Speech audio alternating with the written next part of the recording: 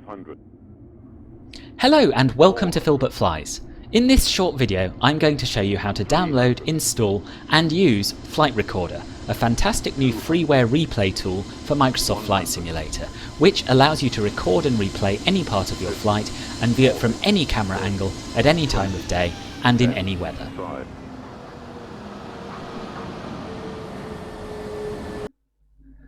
So let's begin at the beginning with the installation. I'm getting my version of Flight Recorder from flightsim.to. You can also download it from the developer's GitHub page. But on flightsim.to, click the download button and just wait for it to download.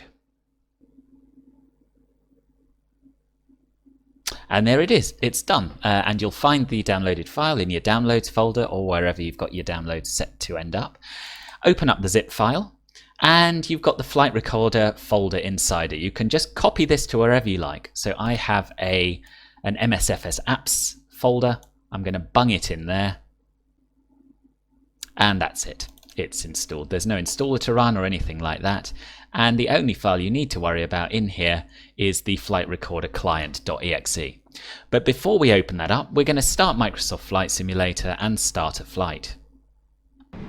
So here we are in the sim, and I've set us up for a very quick takeoff from Basel just to demonstrate how Flight Recorder works. So the first thing we need to do is go to the folder where we installed it, double click flightrecorder.client.exe, get rid of that window, and here we have it. Now before we do anything we need to press the record button. So there we are, that's now recording, and we'll take off as normal.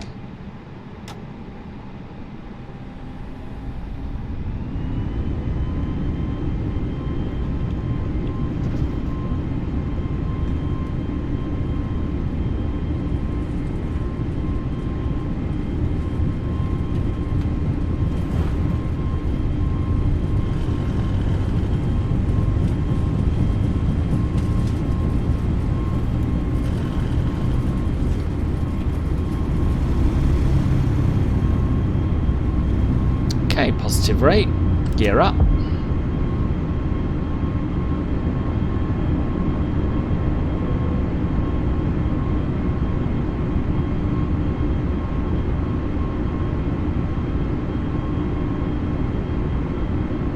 Thrust levers back to climb. But I've set a speed of 240 knots so that we can keep accelerating and retract the flaps as soon as possible. And I'm going to make a slight turn to the left just to make for some slightly more interesting footage. Flaps up.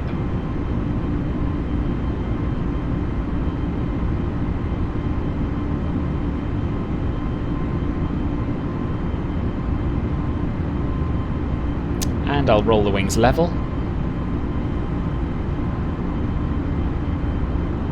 And that should do us.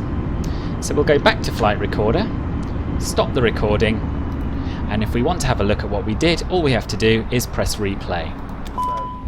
And lo and behold, we're back where we began.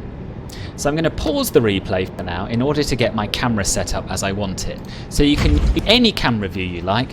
Don't worry about the slightly alarming noises from the cockpit. That happens and it doesn't matter. So I'm going to use the drone camera initially.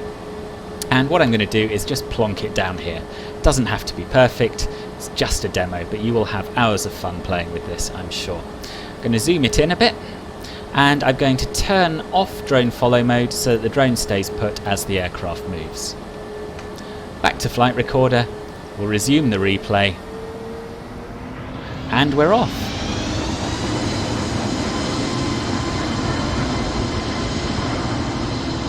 So you'll notice that there's a graph of our altitude here, so it's very easy to find exactly where you took off or exactly where you landed if those are the bits of the flight you're interested in.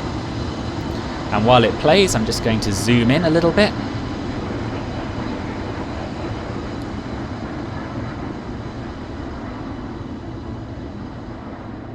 And there we go, beautiful.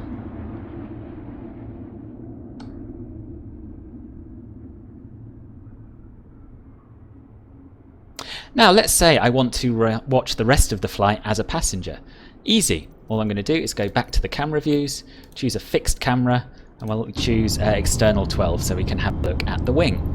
There will be a bit of stuttering as the scenery loads in, nothing to be concerned about.